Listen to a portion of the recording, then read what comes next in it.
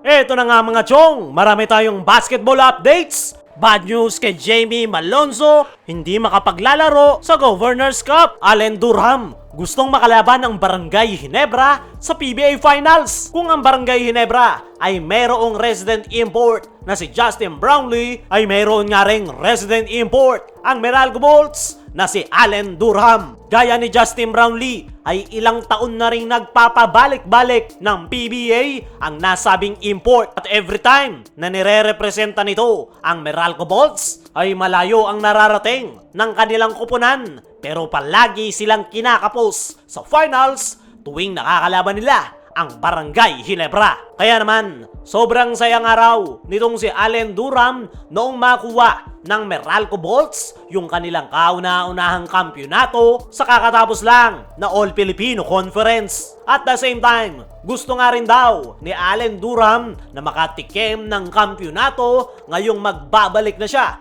para sa Meralco Bolts this upcoming 49th season ng PBA. Ayon nga sa naging latest interview dito kay Allen Durham, ay excited nga ito para sa kanyang kupunan. Nasa Japan nga raw siya noong makuha ng Meralco Bolts ang kanilang kampyonato at sobrang sayang araw nitong si Allen Durham na nagawa ng Meralco ang kanilang goal. Ayon pa rin sa nasabing import, ay magiging mahirap nga raw yung kanilang journey this upcoming opening season ng PBA na Governors Cup dahil hindi nga raw basta-basta yung mga kupunan na kanilang makakaharap, kabilang na yung kanilang rival team na Barangay Ginebra kung saan 4 na beses nga silang tinalo sa PBA Finals. Dagdag pa nga nitong si Allen Durham ay sa lahat nga raw ng liga na kanyang nilaruan, PBA raw ang pinakamahirap sa lahat. Pero iba na nga raw ang sitwasyon ngayon ng Meralco Bolts. Marami na nga raw silang tools at players na magiging weapon nila this upcoming Governors Cup. Kaya kumpiyansa itong si Allen Durham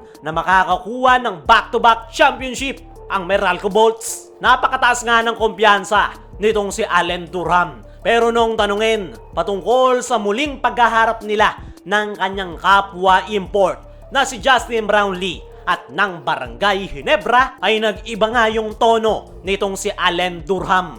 Kailangan nga daw muna nilang talunin ang Barangay Ginebra at excited nga raw ito na muli silang makaharap. Palagi nga raw maganda yung competition sa tuwing nakakaharap nila ang Barangay Ginebra. At hindi na nga makapaghintay itong si Allen Durham na muling makamatch up ang kanilang rival team na Barangay Ginebra, lalong-lalo na yung magiging tapatan nila ni Justin Brownlee. Panigurado mga chong, once na magtagpong muli itong Barangay Ginebra at Meralco Bolts, ay isa na namang classic matchup ang ating makikita. Every time nga na nagaharap ang dalawang kupunan na yan, ay palaging maganda yung ipinapakita nilang performance at parehong kapwa ayaw magpatalo. Tila nakataya na nga yung kanilang ego at nandoon talaga yung kanilang gigil sa tuwing nagaharap, mapa-elimination man yan o PBA Finals. Pero as of now nga mga chong, ay medyo matatagalan pa nating makikita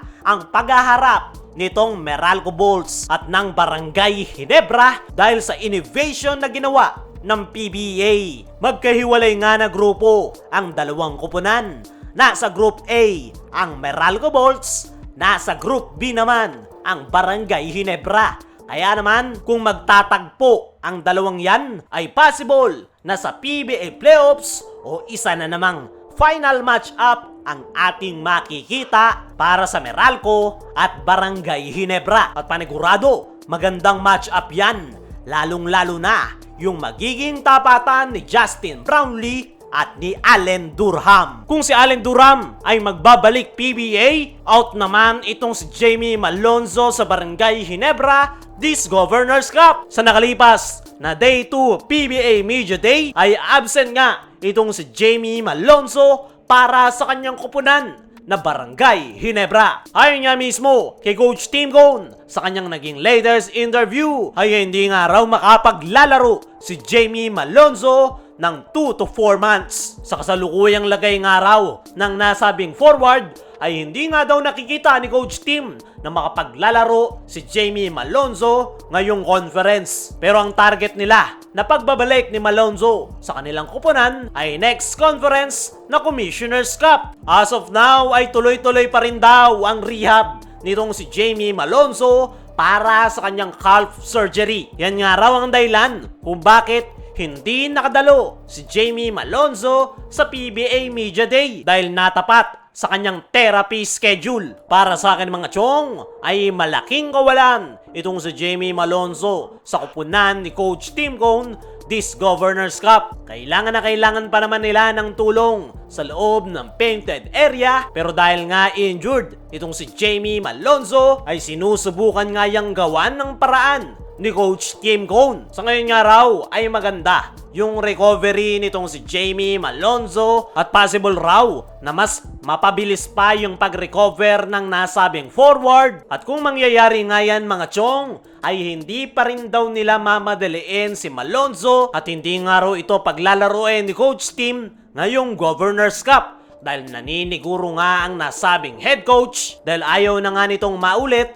yung nangyari kay Scottie Thompson kung saan minadali nila ang pagbabalik ng gwardya. Ang resulta, hindi nakapaglaro si Scottie sa ating national team. At yan ang iniiwasan ngayon ni Coach Tim para kay Jamie Malonzo.